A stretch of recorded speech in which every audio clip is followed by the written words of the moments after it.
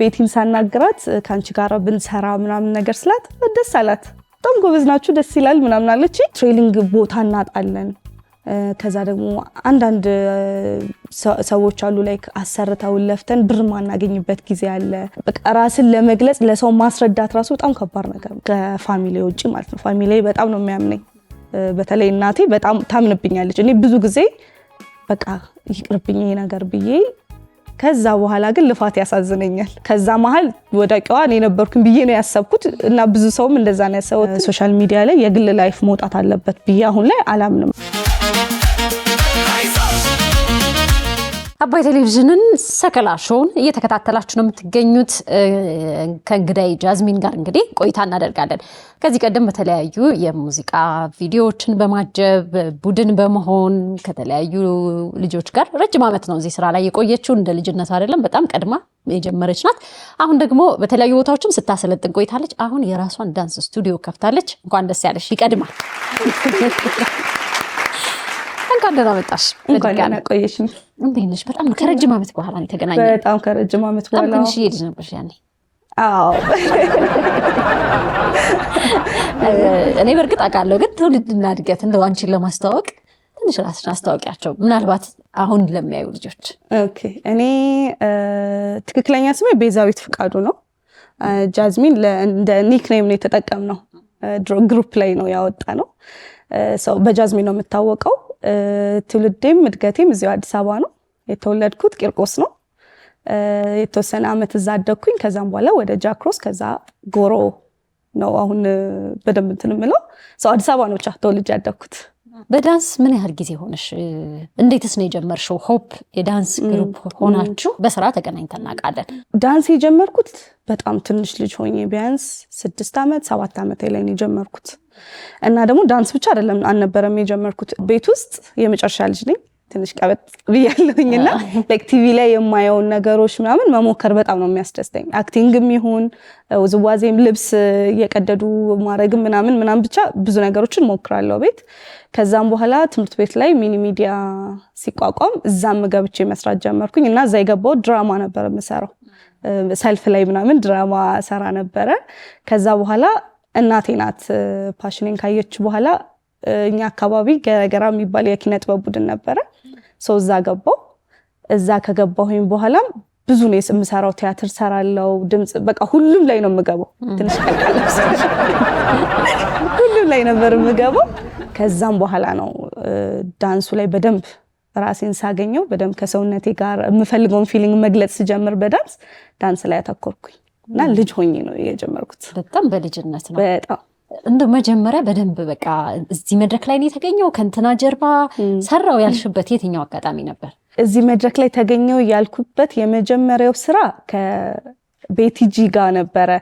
ዳንስ ተወዳደርንና ሊሴ ገብረ ማርያም ዳንስ ውድድር ይዘጋጅ ነበረ ከሌላ ቦታ እየመጣን። ከዛው እዛ ስንወዳደር ዳኛ ላይ የነበሩት ቤቲጂ፣ ሳሚዳን፣ ሲያምረኝ ነበሩ እና አሪፍ ነበር እዛ የተወዳደርንበት እንትን። ከዛ በኋላ ቤቲን ሳናግራት ካንቺ ጋር ብንሰራ ምናምን ነገር ስላት ደስ አላት። በጣም ጎበዝ ናችሁ ደስ ይላል ምናምን አለች።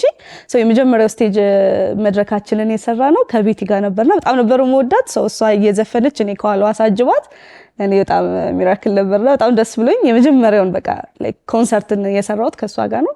እሱ ነው የመጀመሪያ። ምርር ያለሽ አይ ይሄ ነገር አይሆንም ለኔ ያልሽበት ቀን አለ የከፋሽ? ውይ በጣም እንዴት ነው ሰው የሚያየው ፊት ለፊቱን ነው አይደለ? መድረክ ላይ መደነሳችንን ከዛ ደግሞ የሆነ ልብስ አድርገን መታየታችን ምናምን ነው። ግን ዳንስ በጣም ቻሌንጅ አለው። በተለይ ኢትዮጵያ ውስጥ ደግሞ በጣም ቻሌንጅ አለው። አንደኛ ሴት ልጅ እንደውም አሁን ተለመደ እንጂ የዛን ሰሞን እንዴት ትደንሳለች? ኮንሰርት ደግሞ ያስመሻል። ከዛም በኋላ አምሽተን እንሰራለን። እንደገና ትሬኒንግ ቦታ እናጣለን። ከዛ ደግሞ አንዳንድ ሰዎች አሉ ላይክ አሰርተውን ለፍተን ብር ማናገኝበት ጊዜ አለ። ቤተሰብ ደግሞ ብር ይጠይቃል።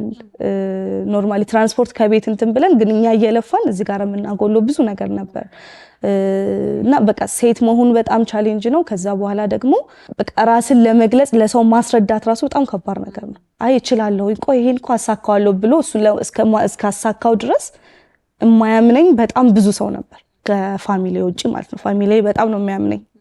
በተለይ እናቴ በጣም ታምንብኛለች። የዛን ሰዓትም ምንም ሳላመጣላትም ምንም ትልቅ ነገርም ሳይኖረኝ በጣም ታምነኝ ነበር። ግን ለሌላ ሰው እሷን ማስረዳት ይከብዳት ነበር። አይ እየሰራች ነው፣ ለምን ታመሻለች፣ አይ እንደዚህ ነው ብሎ ማስረዳት፣ ከዛ ለቤተሰብ ምንም አለማድረግ በጣም ብዙ ቻሌንጅ። እኔ ብዙ ጊዜ በቃ ይቅርብኝ ይሄ ነገር ብዬ ከዛ በኋላ ግን ልፋት ያሳዝነኛል እና ደግሞ ተስፋ መቁረጥ አልፈልግም። ለትንሽ ሰዓት ነው ተስፋ በቆርጥ ከዛ በኋላ ድጋሚ ብድግ እላለሁኝና በጣም ብዙ ቻሌንጅ ነበረው። በጣም ካልተሳሳትኩ አያትሽም ቅርብ አካባቢ ናችሁ ይመስለኛል አይደል? እዛው ጨርቆስ ነው። አሁን እናትን ማሳመን ሊቀል ይችላል፣ ወጣት ናት። አያት ደግሞ ትንሽ ደግሞ እንትን ነው። እንዴት መሰለሽ ጨርቆስ ናቸው ቤተሰቦቼ። ግን ምንድነው እናቴ የቤቱ ታላቅ ናት፣ የአያክስቶቼ ምናምን ታላቅ ናት። ሰው የምትሰማበት እንትን በደንብ ሰፋ ያለ ነው። ስለዚህ ለማስረዳትም አይ ጎበዝ ናት፣ ትችላለች፣ ትሰራለች ብሎ ለማስረዳትም ትሻላለች። ግን ደግሞ እውነት ለመናገር ሁሉም ያመነኝ አርጌው ሲያዩ ነው።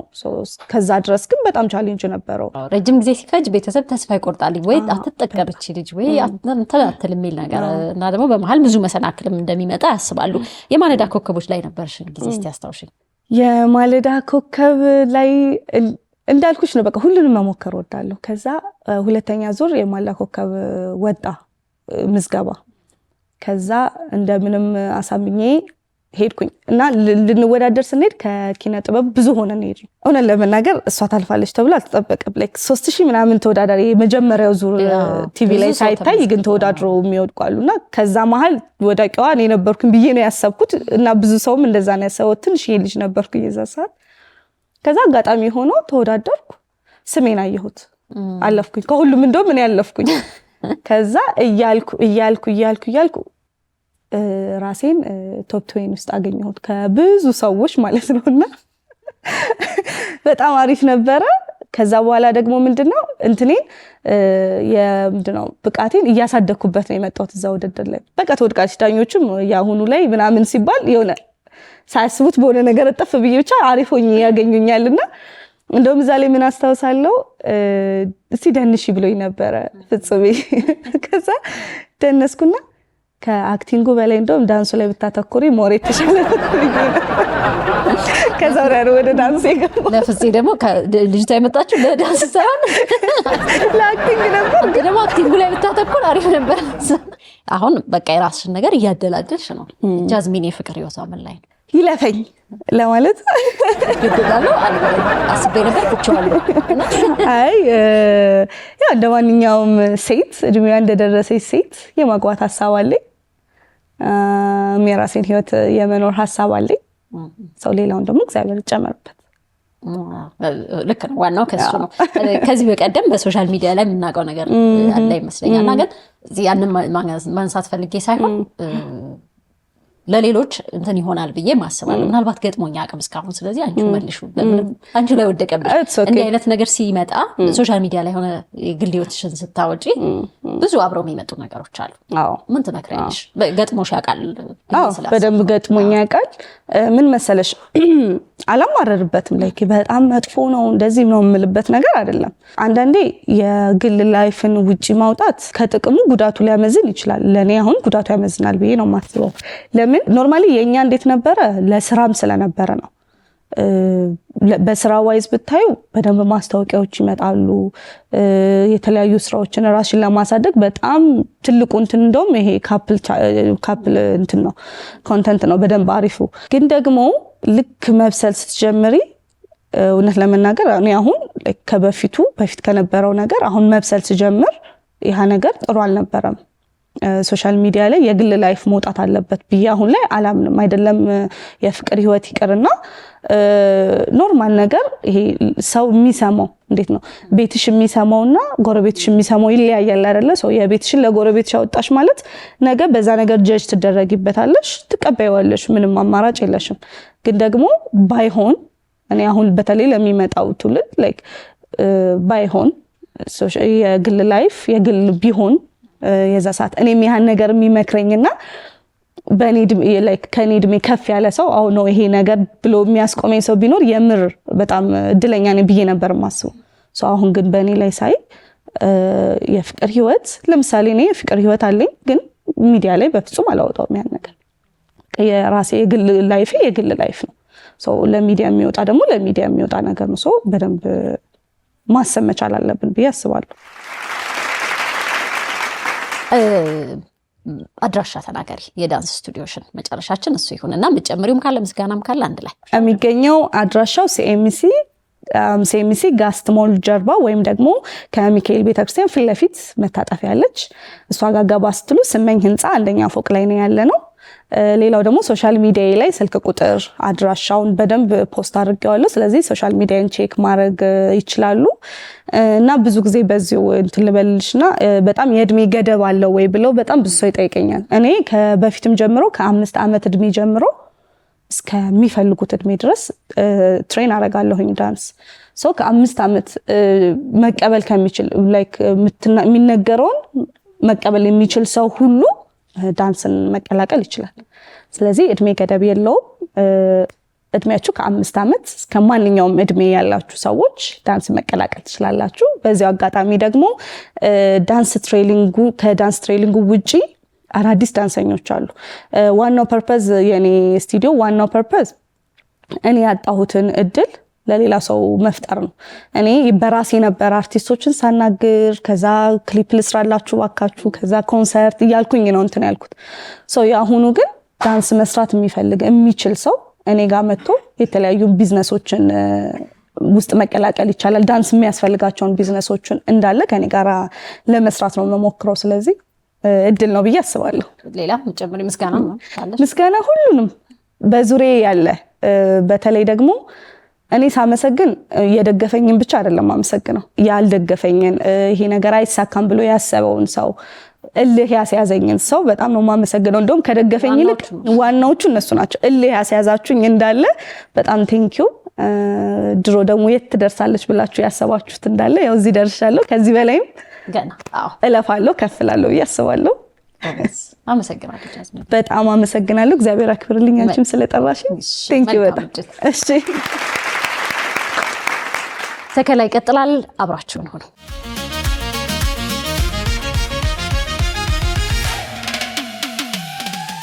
ህይወት ሁሉ ጊዜ አልጋ ባልጋ አይደለችም አንዳንድ ጊዜ በትከሻችን ላይ የምንሸከመው ከባድ እውነት በውስጣችን የምንናፍቀው ትልቅ ታሪክ አለ ከሳቅ ጀርባ የተደበቁ ስቃዮች ከዝምታ ጀርባ የሚጮሁ እውነቶች አሉን ታሪካችን የቱንም ያህል ውጣ ውረድ የበዛበት ቢሆንም ህመማችን ብቻችንን የምንሸከምበት ጊዜ አብቅቷል ብዙዎች ትከሻቸውን ለኛ ህመም አዘጋጅተዋል የእውነት ሌላውን የሚያስተምር የሚያበረታታና መንገድ የሚያሳይ ትልቅ ብርሃን ሊሆን ይችላል አባይ ቲቪም ታሪኮን ሰምቶ ለማጋራት ዝግጅቱን ጨርሷል ባጭር የጽሁፍ መልእክት 9355 ላይ ታሪካችሁን ባጭሩ ይላኩ አሊያም ከስር ባለው ስልክ ቁጥር ደውለው ይመስገቡ አባይ ቲቪ የኢትዮጵያ ምርጥ